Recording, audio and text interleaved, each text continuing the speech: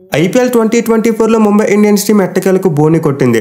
ఈ రోజు వాంకడే స్టేడియం వేదిక ఢిల్లీ క్యాపిటల్స్తో జరిగిన మ్యాచ్లో ఆ టీం 29 పరుగుల తేడాతో గెలిచి మొట్టమొదటి విజయాన్ని నమోదు చేశారు.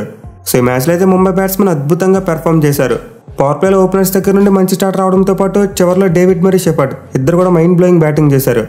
ఇన్ఫాక్ట్ లాస్ట్ ఓవర్లో షెఫర్డ్ చేసిన బ్యాటింగ్ కారణంగానే మ్యాచ్లో ముంబై టీం గెలిచింది, లేకపోతే ఢిల్లీ వాళ్ళు ఈజీగా మ్యాచ్ని గెలిచేవారు. ఎనీవే ఈ విక్టరీ అయితే ఎంఐ టీం యొక్క కాన్ఫిడెన్స్ని చాలా పెంచుతుంది. మెయిన్లీ ఇప్పుడు వాళ్ళ డ్రెస్సింగ్ రూమ్లో చాలా వరకు ప్రశాంతమైన వాతావరణం ఏర్పడుతుంది. సో మనం ఆల్రెడీ ప్రీవియస్గా ఒక వీడియోలో చెప్పుకున్నాం, ముంబై టీం గెలవడం మొదలు పెడితే వాళ్ళ డ్రెస్సింగ్ రూమ్లో పరిస్థితులు మొత్తం మారిపోతాయని చెప్పి. సో ఆ చేంజ్కు ఈ రోజు పునాది పడింది. ఇక ముంబై ఇండియన్స్ టీం అయితే ఇప్పటివరకు T20 ఫార్మాట్లో ఏ టీంకి సాధ్యంగానే ఒక అద్భుతమైన రికార్డ్ని మ్యాచ్లో క్రియేట్ చేశారు. అదేంటంటే వాళ్ళు ఈ మ్యాచ్లో ఓవరాల్గా 20 ఓవర్స్లో 5 వికెట్స్ కోల్పోయి 234 రన్స్ చేశారు. బట్ వాళ్ళ బ్యాటింగ్ కార్డులో చూసుకుంటే ఒక్క బ్యాట్స్మెన్ కూడా హాఫ్ సెంచరీ కొట్టలేదు. సో ఇప్పటివరకు T20 ఫార్మాట్లో ఏ టీం కూడా ఇలా చేయలేకపోయింది. ఒక బ్యాట్స్మెన్ కూడా హాఫ్ సెంచరీ కొట్టకుండా ఒక టీం 234 రన్స్ కొట్టడం అనేది ప్రీవియస్గా జరగలేదు. బట్ ది ఫస్ట్ టైం ఇది T20 ఫార్మాట్లో జరిగింది. మెయిన్లీ ముంబై టీం యొక్క బ్యాటింగ్ చూసుకుంటే 2 భాగాలుగా డివైడ్ చేయొచ్చు. ఒకటి పవర్ ప్లే, 2 డెత్ ఓవర్స్. ఈ 2 ఫేజెస్లోనే వాళ్ళు ఎక్కువ రన్స్ కొట్టారు. ఇన్ఫాక్ట్ ఆ టీం డెత్ ఓవర్స్లో అయితే ఏకంగా 96 రన్స్ కొట్టింది. సో ఈ మ్యాచ్లో అయితే డీసీ టీం టాస్ కలిసి ముందుగా ఫీల్డింగ్ తీసుకున్నారు. అండ్ డిసిషన్ అయితే కొంతవరకు సర్ప్రైజింగ్ అనిపించింది. ఎందుకంటే లాస్ట్ మ్యాచ్లో 272 రన్స్ ఇచ్చిన తర్వాత ఏ టీం కూడా మళ్ళీ ముందు బౌలింగ్ చేయాలనుకోదు. బట్ ఢిల్లీ వాళ్ళు సాహసం చేసి ముందు బౌలింగ్ చేశారు. ఇక 2 టీమ్స్లో చేంజెస్ చూసుకుంటే చాలా జరిగాయి. మెయిన్లీ ముంబై టీంలోకి స్కై వచ్చాడు. అలాగే వాళ్ళు మహమ్మద్ నబీతో పాటు షెఫర్డ్ని తీసుకొచ్చారు. అండ్ ఆల్సో ఢిల్లీ టీంలో కూడా కొన్ని మార్పులు జరిగాయి. వాళ్ళు number 3 batsmen Mitchell Marsh injury రావడంతో ఈ రోజు వాళ్ళు జే రిచర్డ్సన్ని తీసుకొచ్చారు. అలాగే బ్యాటింగ్లో సుమిత్ కుమార్ని పక్కన పెట్టి లలిత్ యాదవ్ని తీసుకున్నారు. ఈ ఇంపాక్ట్ ప్లేయర్గా చూసుకున్న వాళ్ళు ఈ రోజు కుమార్ కుషాగర్ చేత డెబ్యూ చేయించారు. సో 2 టీమ్స్లో ఓవరాల్గా 6 చేంజెస్ జరిగాయి. అయితే ఢిల్లీ టీం టాస్ కలిసి ముందుగా ఫీల్డింగ్ తీసుకున్నప్పటికీ వాళ్ళకి అస్సలు మంచి స్టార్ట్ రాలేదు. ఎస్పెషల్లీ పవర్ ప్లేలో ముంబై ఓపెనర్స్ చిత్తకొట్టి పాడేశారు. రోహిత్ శర్మ 27 బంతులు 49 పరుగులు చేస్తే ఇషాన్ కిషాన్ 23 బంతులు 42 పరుగులు చేశాడు. అండ్ వీళ్ళిద్దరు కూడా 180+ స్ట్రైక్ రేట్తో బ్యాటింగ్ చేశారు. మోస్ట్ ఇంపార్టెంట్లీ పవర్ ప్లేలో ఒక వికెట్ కోల్పోకుండా ఏకంగా 75 రన్స్ యాడ్ చేశారు. సో రోహిత్ అయితే అప్పట్లోనే చాలా అగ్రెసివ్ స్టార్ట్ ఇచ్చాడు. మెయిన్లీ జే రిచర్డ్సన్ బౌలింగ్లో ఒక 2 సిక్సర్లు కొట్టాడు, అవైతే వేరే లెవెల్. అలాగే ఇషాన్ కిషాన్ చూసుకున్న చాలా ఫాస్ట్గా బ్యాటింగ్ చేశాడు. బట్ బ్యాడ్ లైక్ ఏంటంటే పవర్ ప్లే ముగిసిన తర్వాత రోహిత్ శర్మ 49 పరుగుల వద్ద అవుట్ అయిపోయాడు. అండ్ అతని డిస్మిషల్ చూసుకుంటే చాలా ప్రెజర్లో ఉన్నట్టు కనిపించింది. వరుసగా 3 డాట్ బాల్స్ ఆడాడు, అవి కూడా almost same kind of balls. And 4వ బాల్ చూసుకుంటే అక్షర్ పటేల్ కొంచెం తెలుగుగా లెంత్ ఎదరికి పెట్టాడు. At the same time ball పిచ్చిన తర్వాత స్కిడ్ అయ్యి బ్యాట్ గ్యాప్ నుంచి వెళ్ళి వికెట్ని కొట్టింది. సో రోహిత్ శర్మ 49 దగ్గర ఉన్నప్పుడు అనవసరంగా తన మీద తను ఒత్తిడి పెంచుకున్నాడు. Mainly Rohit Sharma and his 40s never ending స్టోరీలా కనిపిస్తుంది. లాస్ట్ 6 నెలల్లో చూసుకుంటే అతను ఆల్మోస్ట్ ఒక 8 to 10 మ్యాచెస్లో ఇలా 40sలోనే అవుట్ అయి ఉంటాడు. ఇక రోహిత్ అవుట్ అయిపోయిన వెంటనే స్కై కూడా చాలా తొందరగా అవుట్ అయిపోయాడు. ఇన్ఫాక్ట్ అతను తన కంబ్యాక్ మ్యాచ్లో సిల్వర్ డెక్ అవుట్ అయ్యాడు. సో 8 ఓవర్లో నొక్కి వేసిన ఒక స్లోయర్ బాల్కు డిసీవ్ అయిపోయిన సూర్యకుమార్ యాదవ్ 0 పరుగుల వద్ద అవుట్ అయిపోయాడు. అయితే తర్వాత చూసుకుంటే ఇషాన్ కిషాన్ మరియు పాండ్యా మధ్య 30 పరుగుల పార్ట్నర్షిప్ వచ్చింది. బట్ ఇదైతే అంత వేగంగా రాలేదు. ఇన్ఫాక్ట్ ముంబై టీం బ్యాటింగ్ చూసుకుంటే ఫస్ట్ 6 ఓవర్స్లో 75 రన్స్ కొట్టారు. బట్ నెక్స్ట్ 9 ఓవర్స్లో వాళ్ళు కొట్టింది కేవలం 63 పరుగులు మాత్రమే. అట్ ది సేమ్ టైం 4 వికెట్లు కోల్పోయారు. సో మిడిల్ ఫేజ్లో అయితే ముంబై టీం చాలా స్ట్రగుల్ అయ్యింది. ఓవర్కి అరౌండ్ 7 పరుగులు చొప్పున మాత్రమే కొట్టగలిగారు. మెయిన్లీ హార్దిక్ పాండ్యా బ్యాటింగ్ చూసుకుంటే చాలా స్ట్రగుల్ అయ్యాడు. 33 బంతుల్లో 39 పరుగులు మాత్రమే చేశాడు. అండ్ అతని స్ట్రైక్ రేట్ 118 మాత్రమే. సో లిటరల్లీ ఓపెనర్స్ అంత మంచి స్టార్ట్ ఇచ్చిన తర్వాత హార్దిక్ పాండ్యా బ్యాటింగ్ కారణంగా వాళ్ళ మూమెంటం దెబ్బతింది. ఒకనొక టైంలో ఈజీగా 210, 220 కొడుతుంది అనుకున్న టీం 200 కూడా కొట్టేలా కనిపించలేదు.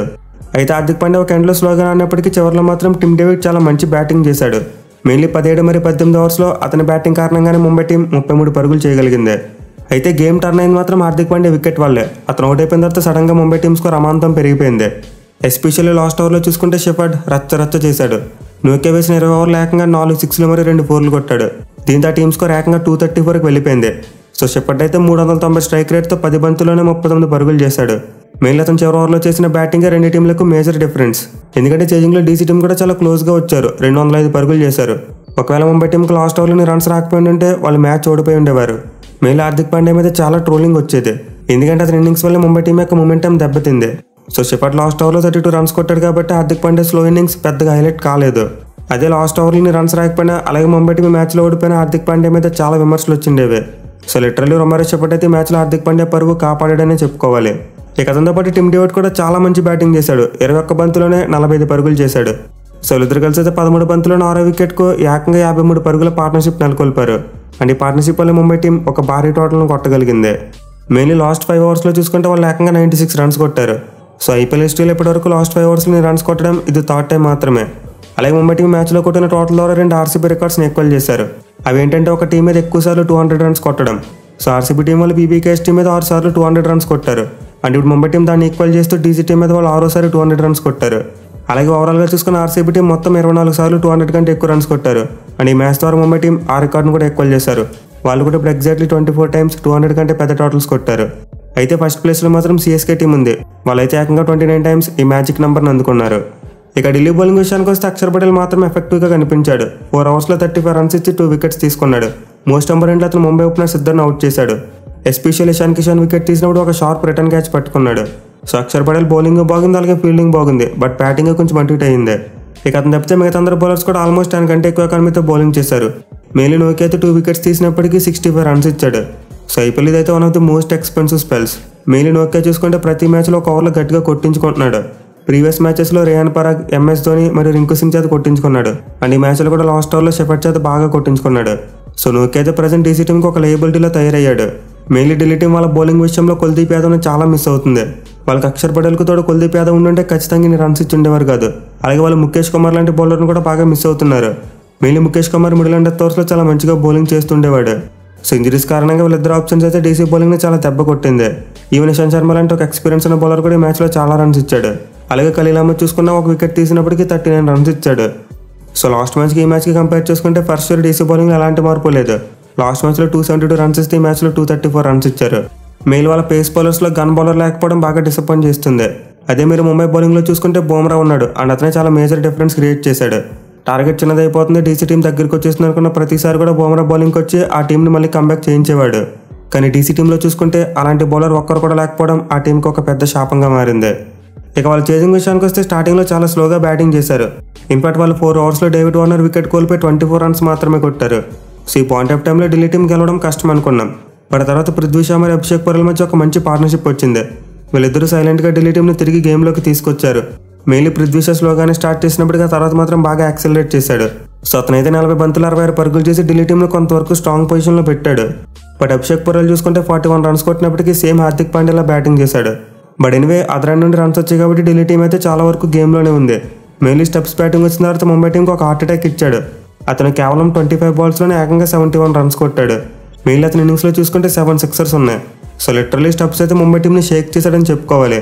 ఒక్క బుమ్రా బౌలింగ్ తప్పిస్తే మిగతా బౌలర్స్ అందరినీ ఉతికారేశాడు. ఇన్ఫాక్ట్ చివరిలో 19th ఓవర్లో అయితే షెఫర్డ్కి రిటర్న్ గిఫ్ట్ ఇచ్చేశాడు. అతను ఢిల్లీ బౌలర్స్ని ఎలా కొట్టాడో స్టెప్స్ అదే రేంజ్లో అతను కొట్టాడు. సో స్టెప్స్ బ్యాటింగ్ అయితే నిజంగా ఈ మ్యాచ్కి హైలైట్ అని చెప్పుకోవాలి. బట్ అతనికి సరిగ్గా సపోర్ట్ రాలేదు. అభిషేక్ పటేల్ చూసుకుని అలాగే మిగతా బ్యాట్స్మెన్ చూసుకుని అతనికి మంచి సపోర్ట్ ఇవ్వలేకపోయారు. ఎస్పెషల్లీ రిషబ్ పంత్ త్వరగా అవుట్ అయిపోవడం ఆ టీంను బ్యాక్ ఫుట్ మీద పెట్టింది. ఆ తర్వాత లలిత్ యాదవ్, అక్షర్ పటేల్ బ్యాటింగ్ చేయడానికి చాలా ఇబ్బంది పడ్డారు. అదే పంత్ ఉండుంటే ఖచ్చితంగా స్టెప్స్ ఈ మ్యాచ్ని గెలిపించి ఉండేవాడు. సో తనని వదిలేశారన్న కోపమో ఏంటో తెలియదు కానీ స్టెప్స్ తన ఫార్మర్ ముంబై టీంను చిత్తకొట్టి పాడేశాడు. ఎనివే ముందు చెప్పుకున్నట్టు డీసీకి మరియు విజయానికి మంచి జస్ప్రీత్ బుమ్రా అడ్డుగోల్లో నిలబడిపోయాడు. అతను వేసిన 4 ఓవర్స్ ముంబై టీం ఇన్నింగ్స్లో ది బిగ్గెస్ట్ గేమ్ చేంజర్స్. కేవలం 22 రన్స్ మాత్రమే ఇచ్చి 2 వికెట్స్ తీసుకున్నాడు. మెయిన్లీ పృథ్వీ షాకు వేసిన యార్కర్ అయితే వేరే లెవెల్. అసలు ఎక్కడ స్టార్ట్ అయిన బాల్ ఎక్కడ ఎండ్ అయింది, ఎక్కడో వైడ్ ఆఫ్ ది క్రీజ్ నుంచి రిలీజ్ చేస్తే వెళ్ళి లెగ్ స్టంప్ తగిలింది. సో ఈ మ్యాచ్లో షెఫర్డ్ ఫినిషింగ్ టచ్ లేకపోయినా అలాగే బుమ్రా బౌలింగ్ లేకపోయినా ముంబై టీం ఖచ్చితంగా ఓడిపోయేవాళ్ళు. ఇక అతనితో పాటు కోహ్లీ కూడా 4 వికెట్లు తీసుకున్నాడు. బట్ అతనికి వికెట్లన్నీ చివరిలో వచ్చినాయి. లాస్ట్ ఓవర్లో చూసుకుంటే డీసీ టీం 3 వికెట్లు కోల్పోయింది. సో ఒక్క ఓవర్ పక్కన పెడితే కోహ్లీ కూడా ఎక్కువ రన్స్ కొట్టారు. షెఫర్డ్ అయితే బౌలింగ్లో హాఫ్ సెంచరీ కొట్టేశాడు. సో మరోసారి అయితే బుమ్రా తప్పిస్తే మిగతా ముంబై బౌలింగ్ అంతా షేకీగా కనిపించింది. మెయిన్లీ కెప్టెన్ హార్దిక్ పాండ్యా తనను తాను యూజ్ చేసుకోకపోవడం చాలా సర్ప్రైజింగ్ అనిపించింది. లాస్ట్ మ్యాచ్లో అంటే టార్గెట్ చిన్నది కాబట్టి తనను తాను యూజ్ చేసుకోలేదు. బట్ ఈ మ్యాచ్లో అంత పెద్ద టార్గెట్ సెట్ చేసిన హార్దిక్ పాండ్యా బౌలింగ్కి రాకపోవడం చాలా సర్ప్రైజ్ చేసే విషయం. అయితే అతని క్యాప్టెన్సీ విషయానికి వస్తే మాత్రం లాస్ట్ మ్యాచెస్తో కంపేర్ చేసుకుంటే చాలా చేంజ్ అయ్యింది. మెయిన్లీ ఢిల్లీ టీం టార్గెట్కి క్లోజ్గా వెళ్తుంది అనుకున్న టైంలో బుమ్రాని యూజ్ చేసుకునే తీరు అయితే చాలా బాగుంది. సో హార్దిక్ పాండ్యా బౌలింగ్ వేయకపోవడం ఒక్కటి పక్కన పెడితే మిగతాదంతా బాగా సెట్ అయింది. ఇక మ్యాచ్ తర్వాత పాయింట్స్ టేబుల్ చూసుకుంటే ముంబై టీం 8వ స్థానానికి దూసుకెళ్లారు.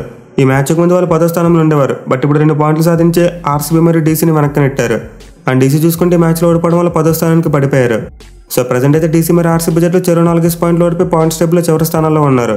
ఇక మ్యాచ్లో ఒక ఓవర్లో చేసిన పవర్ రేటింగ్ వల్ల ముంబైని గెలిపించిన షెఫర్డ్కు player of the match award దక్కింది.